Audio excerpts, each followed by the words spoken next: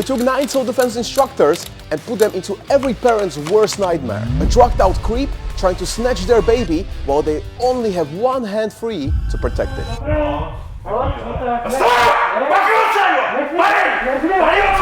We are filming the entire series in cooperation with Rokas and redoing the scenarios from the 3rd season of the Ultimate Self-Defense Championship. The filming took place before the 3rd season was published, so the participants have no idea what to expect.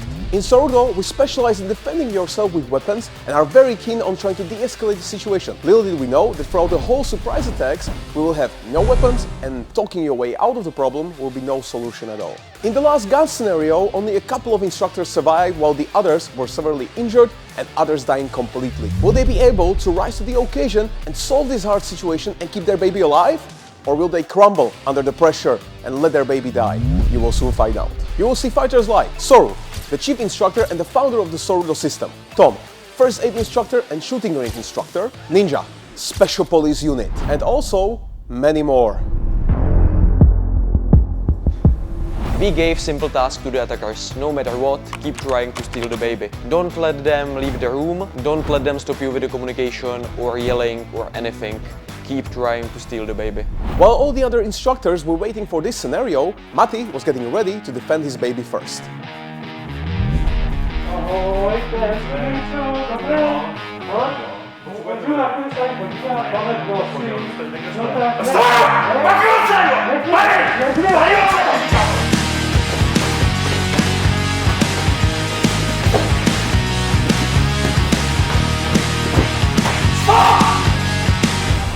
While not holding the baby correctly, Matti was able to use the stop effect and a great stance in the beginning, all the way to brutally striking the attacker and stopping him in the end. The safety of the baby was left in question, as Matti had the baby under him while hitting the attacker, probably leaving the baby injured. Situations like this are typically very simple. You can communicate or you can use stop effect. Just yell at the attacker and he will typically give up. If you will prepare some weapon to be very confident in your stance, he will feel it and most probably give up. But not in this case.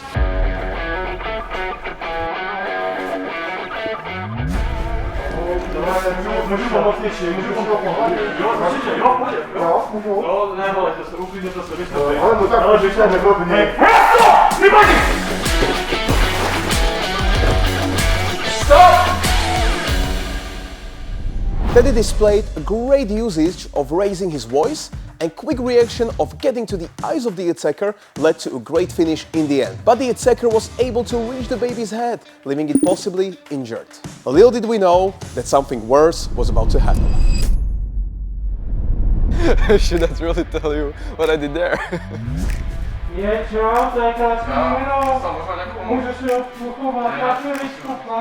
And that was a hard situation. You know, I tried to talk with him, then I tell him to f off. Yeah, that's my baby.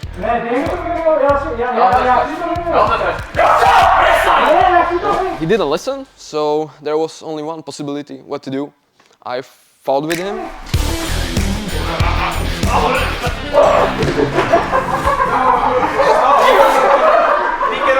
This. Cut it out! You know, it went a bit worse than I wanted, but...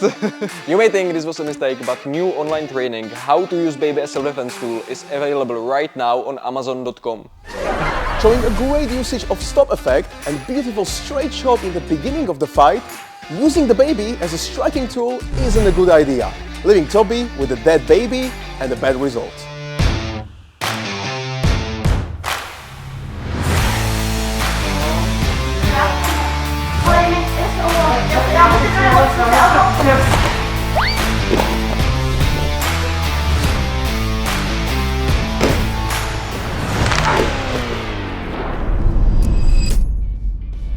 In Jana's case, many things went incorrectly in this scenario.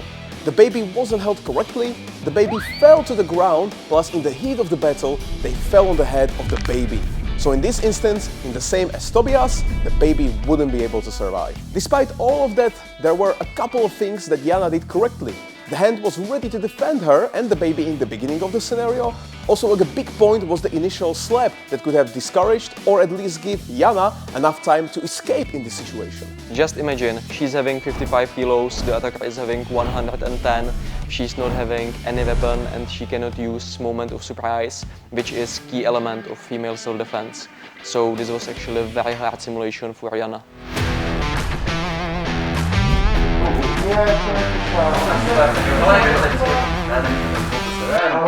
Hey, stop!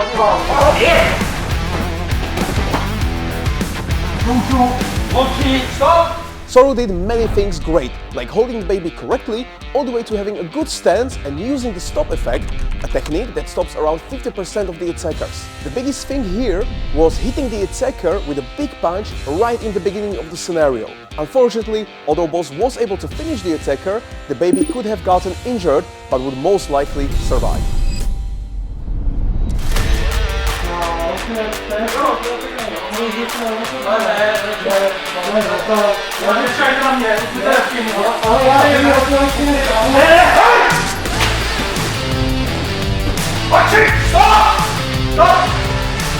Although there were a couple of mistakes, like not having his hands ready at the start and not hitting the attacker hard enough in the beginning, Tom got into the eyes of the attacker, brutally quickly eliminating the attacker and showing good skills in the clinch, leaving him with another great result of baby surviving. And for our next competitor, it came to the biggest one yet, Ninja.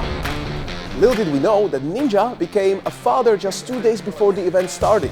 That means that he's now able to show the whole world if he's able to protect his children under the pressure.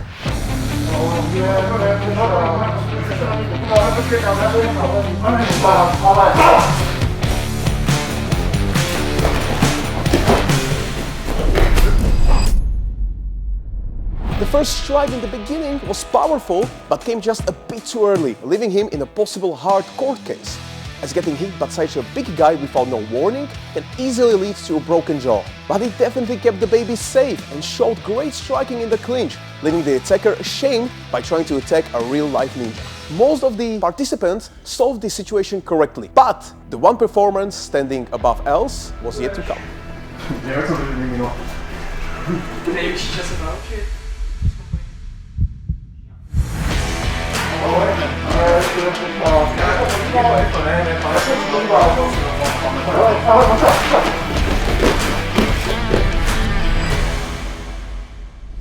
This performance was overall the best in this scenario by holding the baby correctly, not letting the attacker pin me in the corner, and knocking the attacker down with one strike, leaving the baby completely unharmed. This was only knockout of the day, I think, for two reasons. Reason number one, Ali did not use fist with the gloves, but he used his palm, so the actual strike was a little bit harder. Second reason, he was only one able to keep the perfect distance for a hard hit. Many of even more experienced fighters let the attacker push them into corner, and the space to get really hard hit is limited. But Ali's management of distance was amazing. Our instructors already faced a gun assault and a baby protection, but they still have 3 more surprise attacks coming, like assault with a wrench, 2 attackers, and a pepper spray in the face. As well as they will be locked in a cage for 25 seconds, with a knife attacker having different twists every single scenario. They will also be facing a road rage scenarios and home invasion scenarios. So if you are interested in how our instructors are going to handle those scary and crazy situations, then definitely stay tuned as there are many more episodes coming.